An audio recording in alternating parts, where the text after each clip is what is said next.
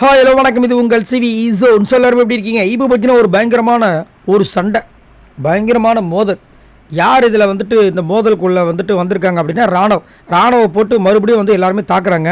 அதுலேயும் குறிப்பாக ஜெஃப்ரி, அதுக்கப்புறம் சத்யா, இந்த அம்மா சௌந்தர்யா எதுக்கு உள்ளே வராங்கன்னே தெரியாமல் உள்ளே வராங்க.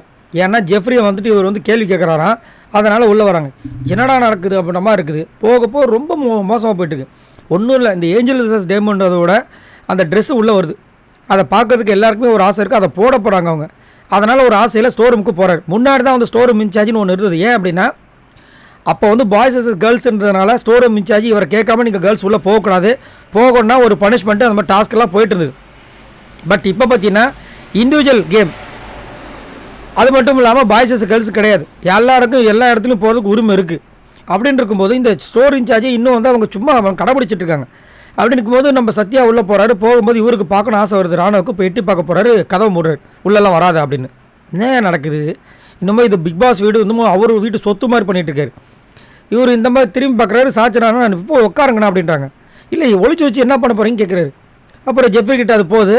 அவர் என்ன சொல்கிறாருன்னா, அவர் தான் ஸ்டோர் ரூம் இன்சார்ஜ், அவர் சொன்னால் தான் நீங்கள் உள்ளே போகணுன்றாரு. என்ன நடக்குது? அது முதல் பாய்ஸ் கேர்ள்ஸுக்கு ஓகே, இப்போ இண்டிவிஜுவல் கேம் ஆகிடுச்சு.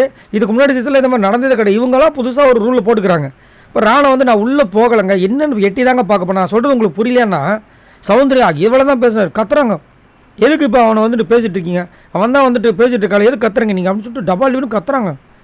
ஐயோ ஒரு மாதிரி பண்ணுவாங்களே, உங்களுக்கு தெரியுமே.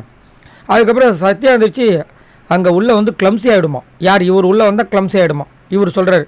இப்போ ராணு நான் கிளம்ஸியாக பண்ண வரலப்பா, நான் பார்க்க தான் வந்தேன் அப்படின்னா, நாங்கள் ஒரு சிஸ்டமேட்டிக்காக நாங்கள் ஃபாலோ பண்ணிகிட்டு இருக்கோம், நீ உள்ளே வராத. திரும்ப ஜெஃப்ரி இப்போ நின்று பேசுகிறத இப்போ நீங்கள் என்ன பண்ணுறீங்க பாருங்கிறோம், இதுதான் அப்படின்னோடனே அவர் இதுக்கு மேலே நான் பேசவே இல்லை, விடுங்கடா, நான் ஏற்கனவே பேச மாட்டேன் ராணு, இப்போ தான் ஏதோ ஒன்று பார்க்குறோம் வந்தார், அவரை போட்டு அடித்தாங்க. அதாவது இவங்களுக்குலாம் ஒன்று புரிய மாட்டுது. ராணுவக்கிட்ட இருக்க ஒரு பெரிய டெக்னிக் என்னென்னா, இந்த மாதிரி தான் போன வாரத்துக்கு முந்தின வாரம் ஸ்கூல் டாஸ்கில் எல்லோரும் சேர்ந்து ராணுவ கலாச்சாங்க. லாஸ்ட்டில் போக வேண்டிய ஆள் ஸ்ட்ரெயிட்டாக நான் 5வது பிளேஸ்க்கு வந்தார். 2வது நாள் கலாச்சாங்க, 3rd பிளேஸ்க்கு வந்துட்டார். அதுக்கப்புறம் ஸ்ட்ரெயிட்டாக போயிட்டார் உள்ளே. அப்போத்துலேருந்து இப்போ வரைக்கும் பார்த்தீங்கன்னா 3rd பிளேஸு 4th பிளேஸ் இதை தான் மாறி வந்துட்டுருக்கு. இப்போ இன்னும் இவரை கலாய்ச்சி இவர் டப்பாலும் 2nd பிளேஸ் 3rd பிளேஸ் போய்ட்டு வரோன்ற மாதிரி பக்குன்னு ஓவராலுக்கே சொல்கிறேன். ஸோ தேவையில்லாதது எங்கே யாரை அட்டாக் பண்ணுமோ அதை தெரிஞ்சு அட்டாக் பண்ணணும். இவங்க தேவையில்லாமல் இவங்களோட வன்மத்தை கக்கிற பிளேஸாக பண்ணிகிட்டு இருக்காங்க. அதனால தான் அவங்க வன்மத்தை கக்கி இவங்க சும்மா இருந்தாலும் அவங்க வெளியே போயிடுறாங்க. என்னத்த சொல்லுவீங்க? சரி, நீங்கள் உங்களோட கமெண்ட்ஸை சொல்லுங்கள்.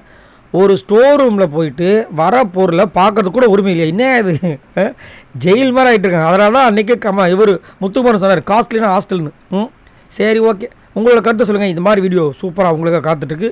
மறக்காம நம்மளோட சேனல் சப்ஸ்கிரைப் பண்ணுங்கள். பாய் நண்பர்களே.